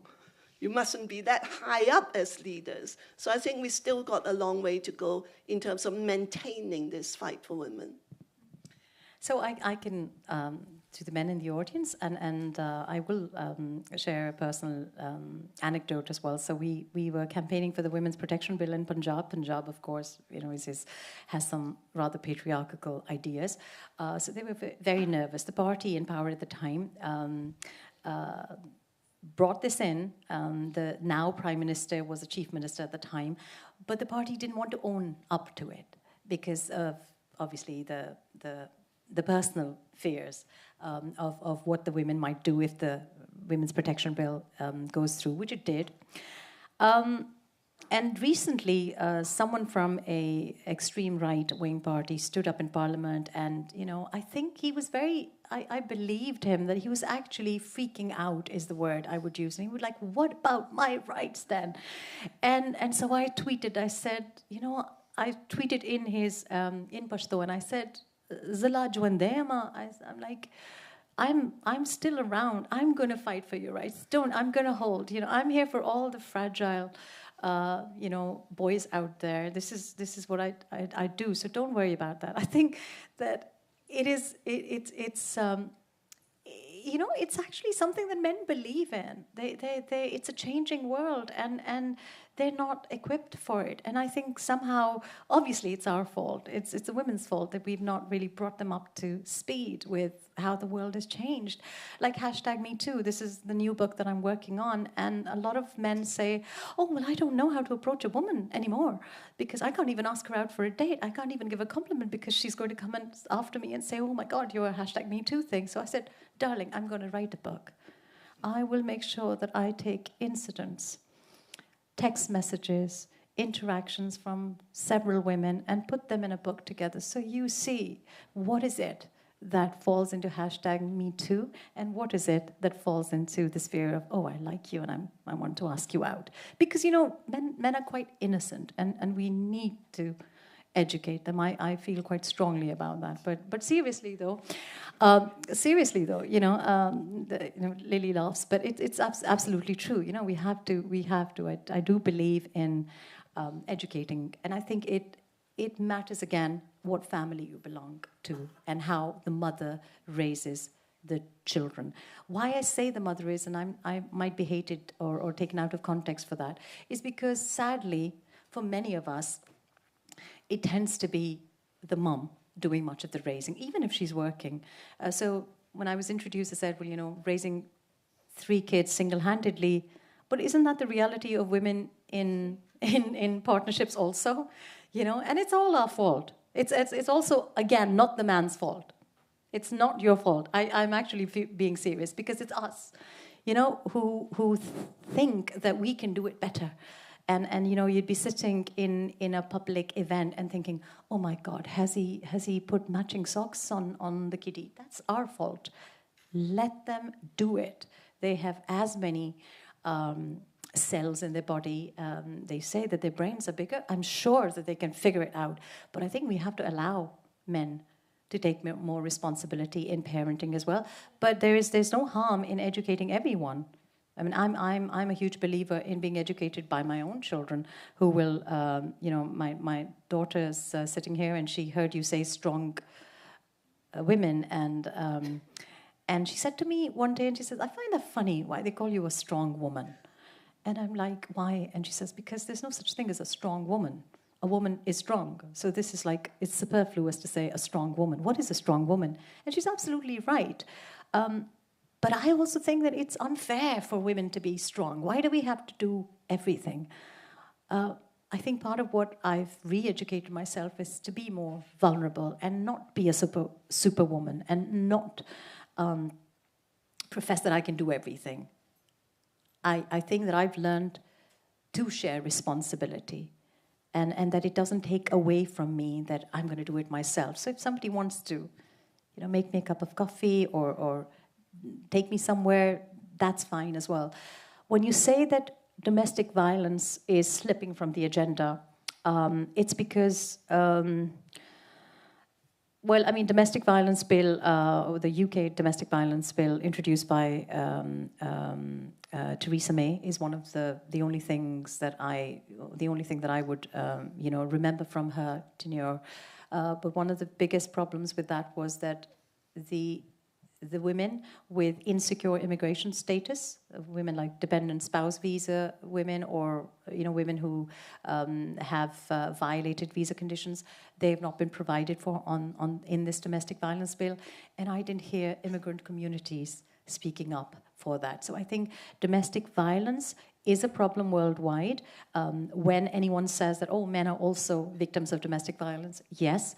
But we have to look at the statistics. We have to look at the degree and the intensity of violence against women. You're more likely to get killed if you are a woman, and the statistics are higher. Also, you're more likely to get killed even if you leave the perpetrator of abuse.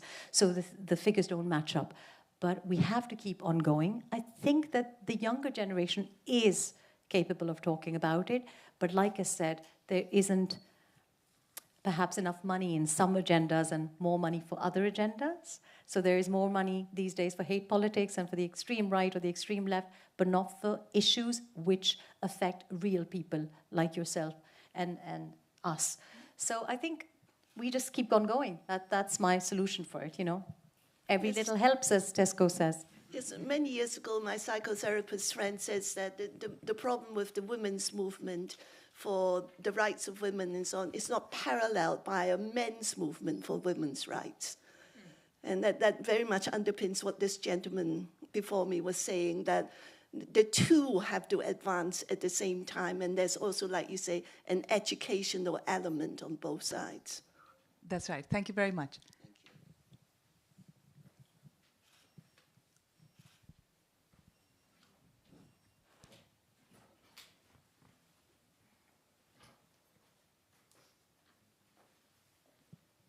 Thank you. Hello.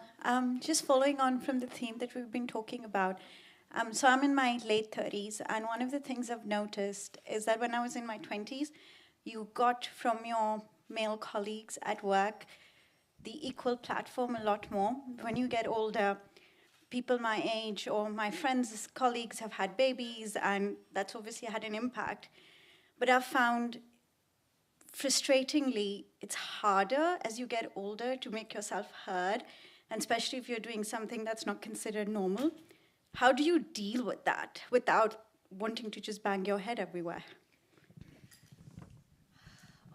We're getting on a bit, you know. She's in her early 30s. I mean, what are you going to do? I have so much sympathy for you. Like, you know, early 30s is like the end of the world for a woman, honestly. I've just celebrated my 50th birthday. I have not found it very difficult at all to be heard. I think that I'm more liberated. I don't want to be 20 again, God forbid. I didn't like myself when I was 20 as much as I like myself now. I think that I'm more heard. I certainly can tell you that I get more proposals now than I did when I was 20. That's absolute fact. And the reason is, again, the two middle finger attitude to the world. I think it's one of the biggest shackles that a woman has. And I'm not saying at all that there are not limitations and restrictions, you know, for a woman. We know that. Megha works in a competitive atmosphere. She can probably tell you how, there's a certain limit that you can make it, and then that proverbial ceiling. There's a certain limit that they will allow you to go to. But of course, if you take a break for being a mother, or a break for getting married, for example, all of those pressures, which are something unique to a woman, will not be understood by men at work. However, not saying that those don't exist, but I also am a huge believer in the shackles that are up here. So if I don't want it to be misunderstood. I have to be very careful with the way I word it, because I think that you must not limit yourself. Somebody said, the gentleman said in the first question, that everybody might not be able to do that. And I remember how I was a very young teenage mom in a different country with no friends, no family, no money, and married to a much older man. And I can tell you that I wasn't this brave, but every time you do a little act of bravery, you become a little bit more brave. So you have to keep pushing your own boundary a little bit. And you have to, there's a resistance against you from your immediate family, from immediate society, but that's what I mean about rewriting the rules. You have to write your own story. You have to take control of your narrative to flip the narrative of society. And whatever you think, I can't do it. Because honestly, a lot of women, even that's what my frustration is in 2023. And I think, I didn't think like that when I was 11. Why is an 11-year-old in 2023 thinking she's limited? Why is she scared? Because you are. Because look at the things that are happening. The recent case of Sarah Evergard, the horrific case, and I see my young daughters who are British-born, professionals, working in a corporate world, have wonderful qualifications. It hurts me that they're scared. And it's not something that they're imagining. They're not delusional. However, within the limits of exercising caution, you must push yourself. You must not allow society to limit you. And that is up here.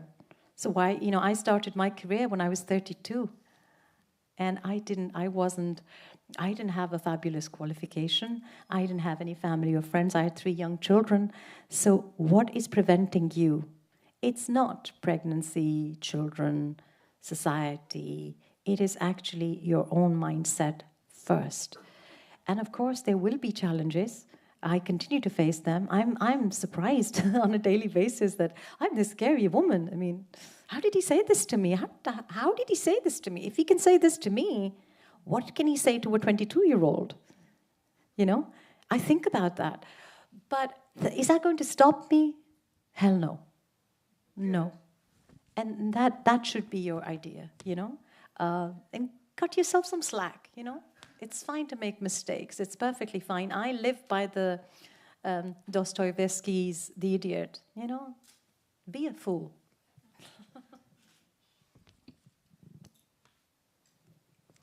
So what you said earlier about the shackles of the mind, because my point is that it's not a question of educating men to hand over power to women, because nobody hands over power.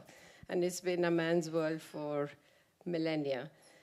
Women have to look at themselves differently, and it's educated, affluent women. I've got a charity, which is an anti-human trafficking charity. And we've done quite a lot of work over the last 15 years.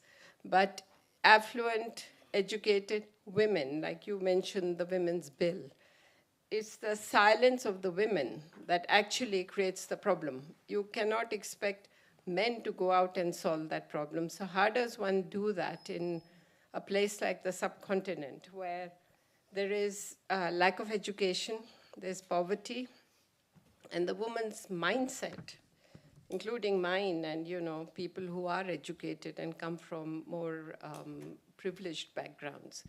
How do you change that on a scale? It's all right to have fighting words for 1 or 2, or a few educated women in the workforce. So how do we do it for the larger crowd? So you join me. So I was very keen to come in and talk today because, I was asked about what kind of moderator I would want, and they gave me some options, and I don't socialize much. I'm between sort of cooking aloo gosht my way and making films and picking up socks from the floor. It doesn't really give me much time to socialize. And I read the names, and one of the names I thought it was a woman's name, but it wasn't. It was a man's name, but it was sort of like I suppose, a unisex name. And I was like, this is fine. And I was jetting through sort of different flights and fairly jet lagged as well. And they said, you do know that that's not a woman? And I'm like, oh, okay. No. I'd prefer a woman moderator. I said, why? Because this person is so-and-so. And I said, I feel that if I want to see more women everywhere. And look at my luck. I was like, oh, wow. This is really, I should be interviewing her. And so I read up, and I was sort of, when I was taking the flight, and my husband was like, yeah, she's like, and I'm like, yeah, I've been reading up about her. It's very important for women to connect to other women. It's very important for good people to connect to other good people. The problem with the world is that the corrupt connect really well. The morally incorrect connect really well. They're in the playgrounds, then they're in the clubs, then they're in the parliament together, then they're in the businesses together.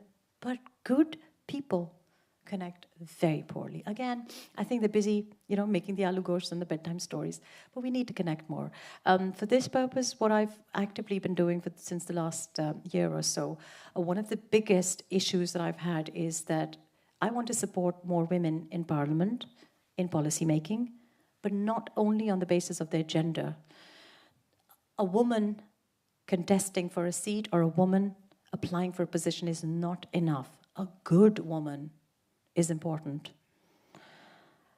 Above her gender, the quality of her work and what she brings to the table is important. But we need to increase the numbers of good women in parliament, in policy making, connecting women entrepreneurs, cutting literally the middleman out.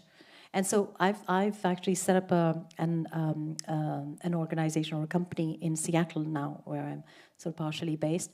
It's the aim is to introduce other women, globally connect women entrepreneurs to women who might be producing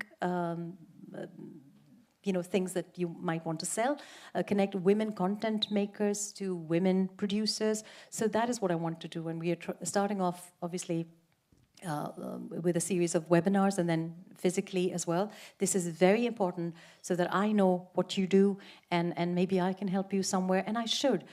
One of the biggest obstructions to equality and the gender pay gap is the fact that women don't stand up for women, particularly for younger women or newer women in the organization. We have to stop being insecure. We have to stop it. One of the biggest problems with the hashtag #MeToo was that if a woman makes it to a ministerial position or a higher position in media, she's not willing to offend the patriarchy or the male dominance around her, because it's an insecure position. So we need to increase our numbers, and we need to be networking. Literally, we need to be, again, flipping the system and have our own, something to compete with the boys' network. But again, I mean, it doesn't have to be only women. Good men need to join hands with us to support women, like a positive discrimination towards women, because that's the only way out. And I don't know why we haven't done it so far. It's very difficult for a woman in Pakistan to enter politics. It's very difficult for a woman to make it in media. It's very difficult for a woman to make it in judicial careers. I mean, I've been an eyewitness to that. And like I said, to this day, if people can say the sort of things they say to me, I wonder what it is like for a younger woman who hasn't got that sort of, backing or authority. And I find it very disturbing, very, very difficult. So I'm actively working on it. I'd hope to catch up with you over tea maybe, and we can sort of, connect.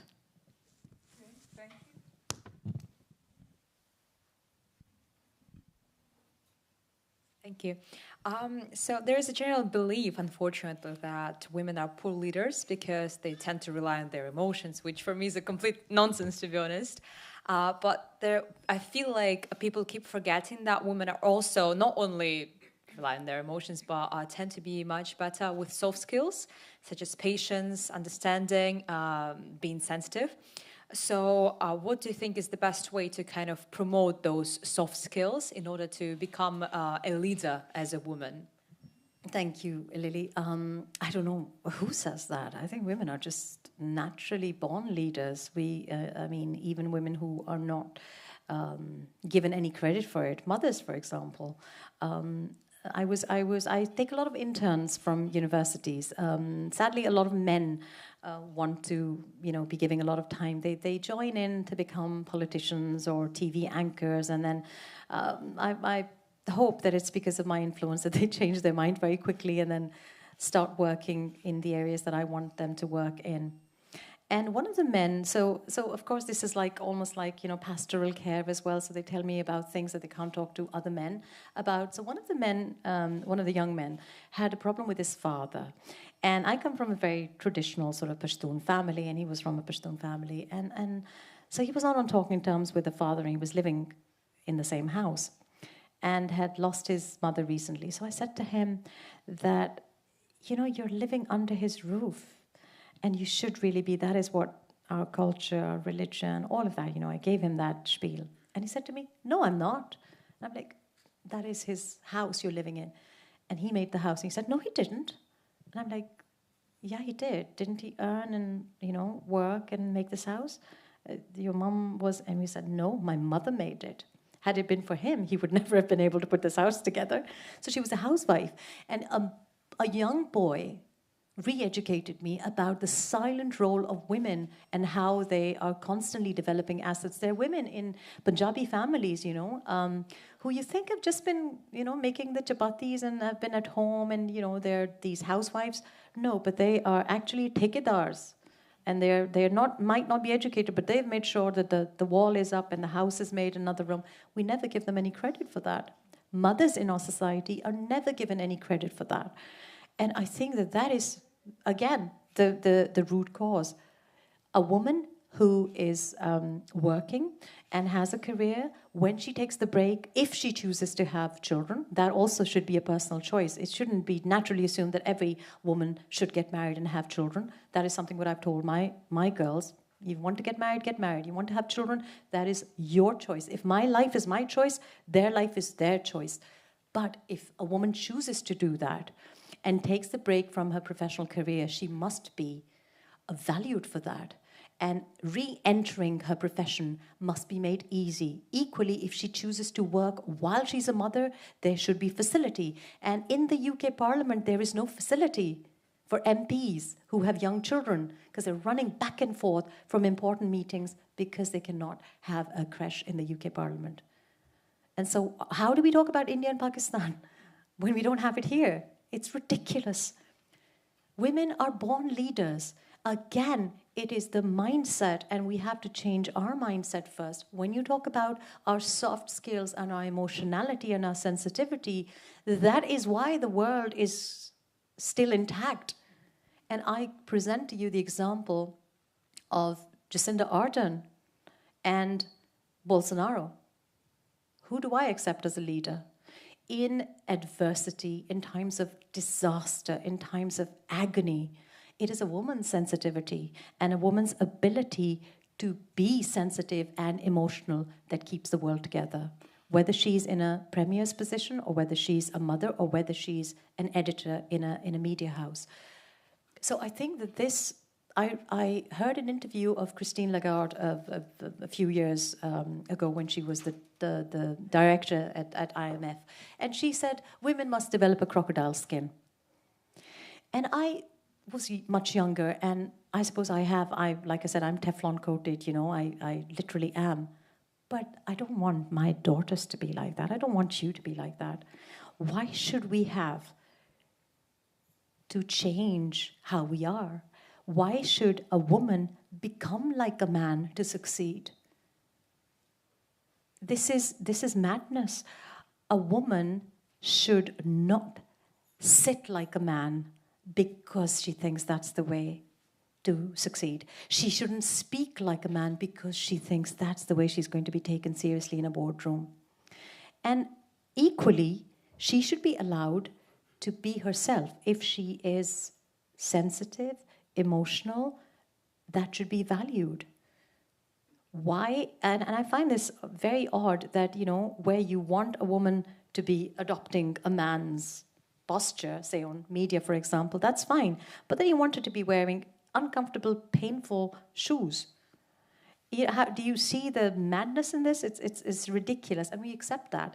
So if it's okay for a man to go in boots to Parliament, I should be allowed to go in boots to Parliament. And who's going to change that? I'm going to change that. And I have, because I'm myself work in progress. And I thought, I'm not going to wear anything uncomfortable. I refuse to wear anything uncomfortable. Equally, I refuse to, if I choose to wear something feminine today, I will do that. If I feel like that, if I feel like wearing something a little bit more, not typically feminine, that's my choice as well. And that should be allowed. But a woman should not be required to give up her femininity because that's the way to become a CEO, because that's the way to be taken seriously. And that one has to guard that right. And you have to be the change that you want, really. I know I'm throwing cliches at you, but I really believe that. I really, really believe that. And so if you compromise on things which are just silly, then people will constantly impose other restrictions and expectations on you. So I think that this is a myth completely. I reject that. I think a lot of men are scared that women are actually very good at leadership, and that's why they don't want us there, because they know it's going to be difficult. It's going to get very competitive out there if there's more of us. We're almost upon the hour. We have time for one more question.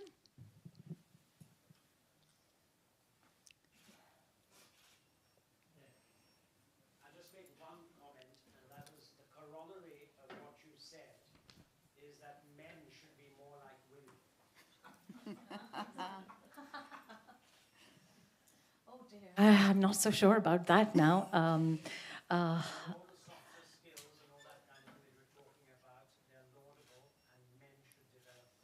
I think that that is a valid argument, because I think that men are. So a lot of people think that I'm some sort of like, but I'm a huge fan of men. And I can tell you that men are not given the liberty to be more like us.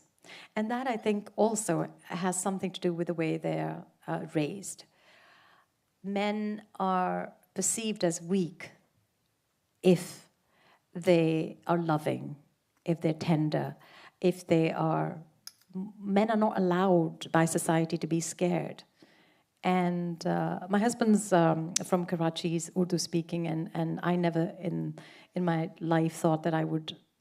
A Pashtun getting married to an Urdu speaking is not done.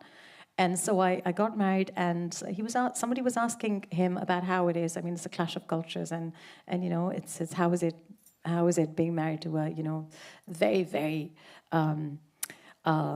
strong Pashtun woman. And he said, it's fun, it's really easy, because the minute I hear something, I'm like, should I get up? I'm weighing up. She's out of the bed and with a baseball bat in her hand, and she's ready to defend the house and the hearth. And he's like, I love it. I'd much rather she do it than I do it. And I think that it is because he's secure in his masculinity that he doesn't have to prove anything to anyone. And he doesn't have to be loud to prove that he's a man. And it's because, again, that chances are it's because he has an educated, professional mother and a very, very progressive father.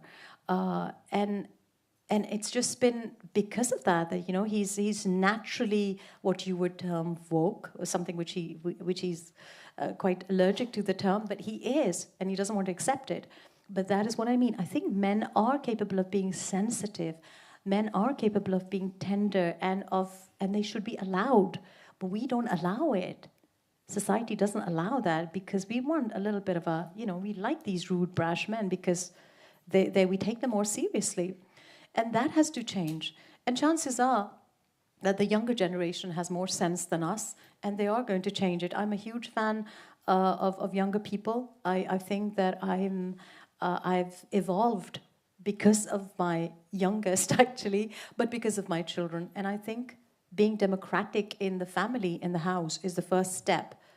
If you're not liberal in your own family, with your own children, then you can't really be a hypocrite and come out and talk about liberal views and rights. So you have to listen to the younger generation, because I think more times than not, they're more right than I am. And I'm learning as we go. So I think, just being together, putting our hands together and our voices together, that's the way. One last question from my side. It's about right and wrong. Like I have seen in India, if woman is suffering something and he's going to police station, counselor, doctor, so the thing is that they will favor woman first. If she's wrong, then also they will favor woman. They will not favor man. They will not listen to the man. So in first instance, they will favor woman only. So how you look about these things? Where are you from in India? Jaipur. I'm moving to Jaipur then. If the police stations there are, I'd love that. I think, I don't know what your name is, but Jaipur sounds like an amazing place because I've not come across that. And one of my biggest struggles personally has been something which a lot of women here and outside will resonate with. And that is the right to be believed. The right to be believed.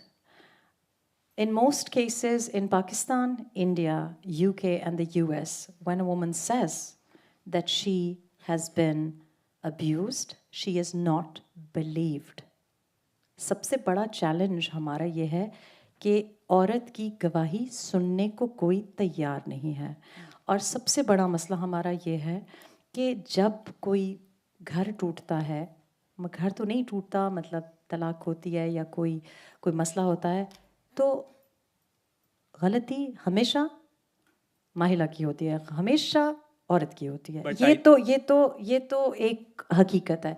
दूसरा मसला यहाँ ये है कि बहुत से लोग समझते ये हैं कि दुनिया जैसे the lady at the back also said कि अब लोग कह रहे हैं कि मर्दों के राइट्स का क्या होगा. प्रॉब्लम यह है कि अब अगर कोई इशू होता है ना तो मर्द एकदम कहते हैं कि सारे मर्द तो ऐसे नहीं हैं, we are not like that. उनको औरत का गुस्सा, औरत की परेशानी समझ नहीं आ रही. और उसका रीज़न यह है कि अब तक हम जो सुनते आए मर्दों की ज़बानी सुनते आए, जो रूल्स लिखे, जो नियम लिखे, जो सोसाइटी में हुआ, जो किताबें लिखी गई मर्दों ने लिखी. अब चूँकि औरतें बोलना शुरू कर रही हैं तो चेंज से घबराता तो इंसान है, ये तो इंसान की फितरत है. तो मेरा नहीं ख्याल कि मैं आपकी बात से बिल्कुल अग्री करती हूँ कि हर दफ़ा आपने कहा हर दफ़ा कि हर दफ़ा औरत की बात पे यकीन किया जाता है. मेरा ख्याल है ज़्यादातर औरत की बात पे यकीन नहीं किया जाता. मैं आपको एक एग्जांपल देती हूँ. No, but if you will go Indian law, you will find the law. Every law is supporting women only. माशाल्लाह, that's very good. I'm very happy to hear that. However, laws का होना और laws का implement होना, laws का पालन होना दो मुख्तलिफ चीज़ें हैं. That is my experience. I'm sorry, I'm going to have to interrupt this lively discussion and bring it to a close. But let's please carry on. This is not to be... We'd love to solve it today, but let's carry on into the tea break. I do want to say two very brief things. So, speaking about... Thank you for a beautiful session, heartwarming and enlightening and inspirational, and for sharing your personal story. Thank you. I want to end with just a couple of lines from a poem by Rupi Kaur that says, "How can I leave the party before it is started? Rehearsals begin at 40. I ripen with age. I do not come with an expiration date. And now, for the main event, curtains up at 50. Let's begin the show."